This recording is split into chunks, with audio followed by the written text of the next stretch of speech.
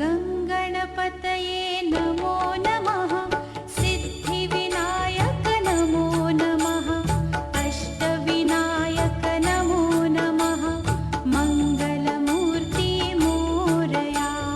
गंगणपतये नमो नमः। हर हर महादेव, राधे राधे, जय श्री राम। मैं आशा करता हूँ आप सब ठीक होंगे, स्वस्थ होंगे और अपनों का ख्याल रख रहे होंगे, साथ ही खुद भी पॉजिटिव होंगे और आसपास के लोगों को भी पॉजिटिव रख रहे होंगे।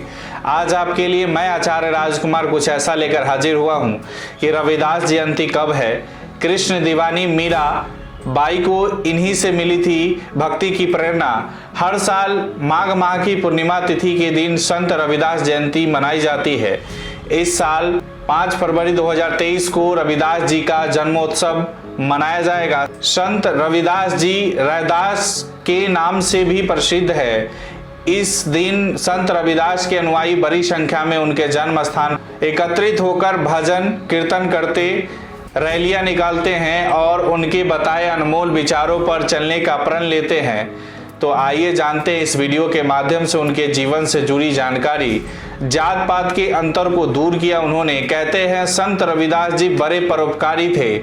उन्होंने समाज में जातिगत भेदभाव को दूर कर सामाजिक एकता पर बल दिया और भक्ति भावना से पूरे समाज को एकता के सूत्र में बांधने के लिए सदा कार्य किया। संत रविदास की शिक्षाएं आज भी लोगों को प्रेरित करती है। ऐसे परा नाम रविदास, संत रविदास कबीरदास के समकालीन और गुरु भाई कहे जाते हैं।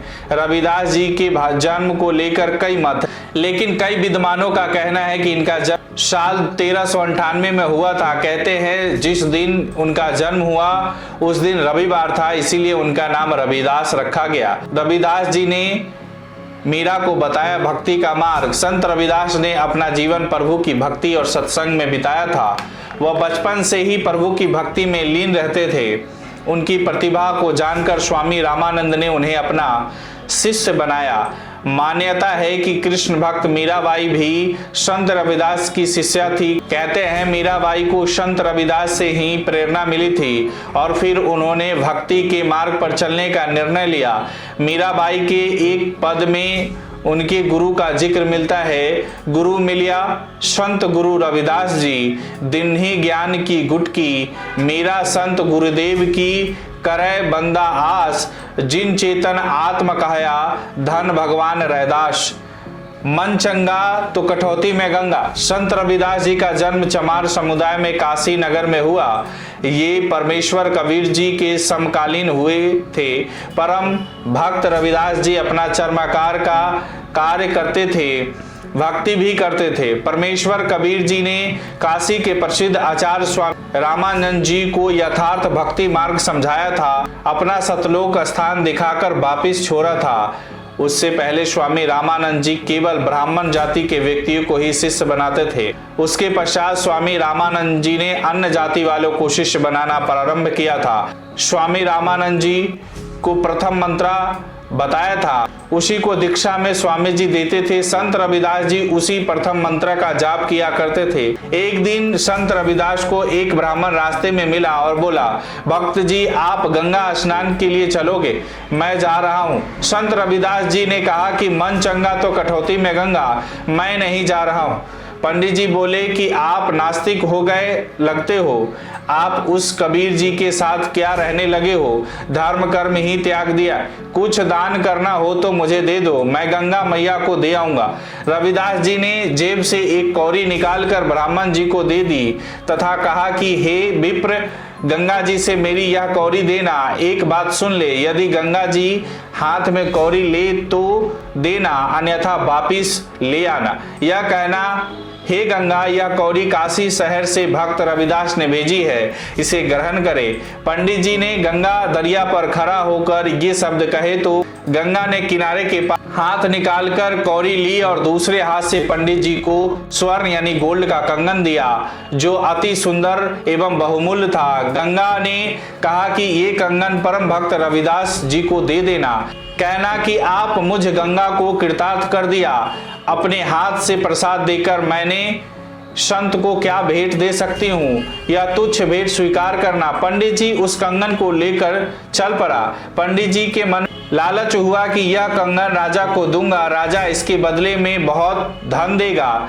वह कंगन पंडित जी ने राजा को दिया, जो अद्भुत कंगन था। पंडित जी को बहुत सा धन देकर विदा किया और उसका नाम पता नोट किया। राजा ने वह कंगन रानी को दिया। रानी ने कंगन देखा तो अच्छा लगा, ऐसा कंगन कभी देखा ही नहीं था। रानी ने कहा कि एक कंगन ऐसा ही और चाहिए, जोड़ा होना चाहिए। राजा ने उसी पंडित को बुलाया और कहा कि जैसा कंगन पहले लाया था वैसा ही एक और लाकर दे, जो धन कहेगा वही दूंगा। यदि नहीं लाया तो सपरिवार मौत के घाट उतारा जाएगा। उस धोखेबाज 420 के सामने पहाड़ जैसी समस्या खड़ी हो गई। सब सुनारों यानी सराफों के पास फिरकर अंत में परम भक्त रविदास जी के पास आया। अपनी गलती स्वीकार की। सर्व घटना गंगा को कौड़ी देना, बदले में कंगन लेना, उस कंगन को भक्त रविदास जी को न देकर मुसीबत मोल लेना। पंडित जी ने गिड़गिड़ाकर रविदास जी से अपने परिवार के जीवन की भिक्षा मांगी। रविदास जी ने कहा कि पंडित जी, आप क्षमा के योग्य नहीं, परंतु परिवार पर आपत्ति आई है, इसलिए आपकी सहायता करता हूँ। आप इस पानी कठौती में यानी मिट्टी का बड़ा टब जिसमें चमड़ा भिगोया जाता था में हाथ डाल और गंगा से यह कह कि भक्त रविदास जी की प्रार्थना है कि आप कठौती में आए और एक कंगन वैसा ही दे। ऐसा कहकर पंडित जी ने, जो रविदास के चमार होने के कारण 5 फुट दूर से ही बातें करता था, अब उस चाम भिगोने वाले कुंड यानी टब में हाथ देकर देखा तो हाथ में 4 कंगन वैसा ही आए। भक्त रविदास जी ने कहा, पंडित जी एक ले जाना, शेष गंगा जी को लौटा दे, नहीं तो भयंकर आपत्ति आपकी ओर आ जाएगी। ब्राह्मण ने तुरंत 3 कंगन वापिस कुंड में डाल दिए और एक कंगन लेकर राजा को दिया। रानी ने पूछा, यह कंगन कहाँ से लाए हो, मुझे बता। ब्राह्मण ने संत रविदास जी का पता बताया। रानी ने सोचा कि कोई स्वर्णकार गोल्ड स्मिथ होगा और ढेर सारे कंगन लाऊंगी। रानी को एक असाध्य रोग था, पित्र का साया भी था, बहुत परेशान रहती थी, सब जगह उपचार करा लिया था, साधु संतों का आशीर्वाद भी ले चुकी थी, परंतु कोई राहत नहीं मिल रही थी। रानी उस पते पर गई, साथ में नौकरानी तथा अंगरक्षक भी थे। रानी ने संत रविदास जी के दर्शन किए। दर्शन से ही रानी के शरीर का कष्ट समाप्त हो गया। रानी को ऐसा एहसास हुआ जैसे सिर से भारी भार उतर गया हो। रानी ने संत जी के तुरंत चरण छुए। रविदास जी ने कहा कि मुझ निर्धन के पास मालकिन कैसे आना हुआ। रानी ने कहा, मैं तो सोनार की दुकान समझकर आई थी गुरुजी, मेरा तो जीवन धन्य हो गया। मेरा जीवन नरक बना था रोग के कारण, आपके दर्शन से वह स्वस्थ हो गया। मैंने इसके उपचार के लिए कोई कसर नहीं छोड़ी थी, परंतु कोई लाभ नहीं हो रहा था। संत रविदास जी ने कहा कि बहन जी, आपके पास भौतिक धन तो पर्याप्त है, यह आपके पूर्व जन्म के पुण्य कर्मों का फल है। भविष्य में भी सुख प्राप्ति के लिए आपको वर्तमान में पुण्य करने पड़ेंगे। अध्यात्म धन संग्रह करो। रानी ने कहा कि संत जी, मैं बहुत दान धर्म करती हूँ, महीने में पूर्णमासी को भंडारा करती हूँ, आसपास के ब्राह्मणों तथा संतों को भोजन कराती हूँ। संत रविदास जी ने कहा, बिन गुरु भजन दान विरत है, ज्यों लूटा चोर, ना मुक्ति न लाभ संसारी, कह समझाऊं तोर। कबीर, गुरु बिन माला फेरते, गुरु बिन देते दान, गुरु बिन दोनों निष्फल है, चाहे पूछो वेद पुराण। रानी ने कहा, हे संत जी, मैं एक ब्राह्मण गुरु बनाया है। रविदास जी ने कहा कि नकली गुरु से भी कुछ लाभ नहीं होने का। आप जिन्हें गुरु बना रखा था और कष्ट यथावत थे, क्या लाभ ऐसे गुरु से। रानी ने कहा कि आप सत्य कहते हैं, आप मुझे शिष्या बना लो। रविदास जी ने कहा, रानी को प्रथम मंत्रा दिया। रानी ने कहा, गुरुजी, अब की पूर्णिमासी को आपके नाम से भोजन भंडारा यानी लंगर करूंगी, आप भी मेरे घर पर आना। निश्चित तिथि को रविदास जी राजा के घर पहुंचे। पूर्व में आमंत्रित 700 ब्राह्मण भी भोजन भंडारे में पहुंचे। भंडारा शुरू हुआ। रानी ने अपने गुरु रविदास जी को अच्छे आसन पर बैठा रखा था। उसके साथ 700 ब्राह्मण को भोजन के लिए पंक्ति में बैठने के लिए निवेदन किया। ब्राह्मण कई पंक्तियों में बैठे थे। भोजन सामने रख दिया गया था। उसी समय ब्राह्मणों ने देखा कि रविदास जी अछूत जाति वाले शांत में बैठे हैं। सब अपने अपने स्थान पर खड़े हो गए और कहने लगे कि हम भोजन नहीं करेंगे। यह अछूत रविदास जो बैठा है इसे दूर करो। रानी ने कहा कि यह मेरे गुरुजी हैं, ये दूर नहीं होंगे। संत रविदास जी ने रानी से कहा कि बेटी आप मेरी बात मानो, मैं दूर बैठता हूँ।